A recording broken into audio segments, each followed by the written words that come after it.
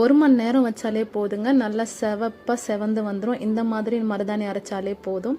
பாருங்கள், 1 மணி நேரம் வச்ச மருதாணிக்கு இந்த அளவுக்கு செவந்து வந்திருக்கு.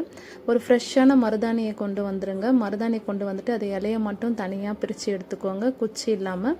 இதுக்கு தேவையான அளவு ஏலக்காய், புளி, கொஞ்சம் கொட்டை பாக்கு இருந்தால் சேர்த்துக்கோங்க. அது அப்போ தான் நல்லா செவந்து வரும்.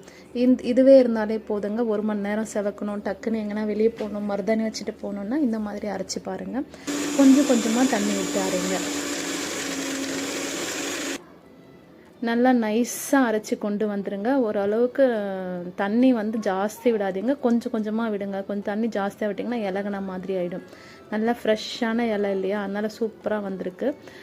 இது வந்து ஒரு மணி நேரத்துக்கு அப்படியே விட்டுருங்க. எடுத்து 1 மணி நேரம் எடுத்து பார்த்தீங்கன்னா நல்லா இந்த மாதிரி தான் வந்திருக்கும்.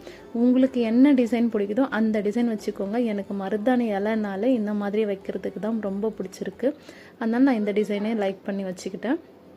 எங்கள் வீட்டு குட்டீஸ்க்கு உன்னோட ரைட் ஹேண்ட் ஃப்ரீயாக இருக்குல்ல, கூட நாங்கள் வைக்கிறேன்னு சொல்லிட்டு ரொம்ப ஆசைப்பட்டு கேட்டதுனால அவங்ககிட்ட ரைட் ஹேண்டை ஒப்படைச்சாச்சு.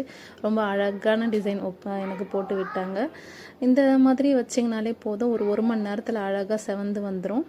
பாருங்கள், 1 hour பொறுத்து தண்ணியில் கையை விடாமல் எடுத்துட்டு எண்ணெயில் தொடச்சி விட்டுருங்க.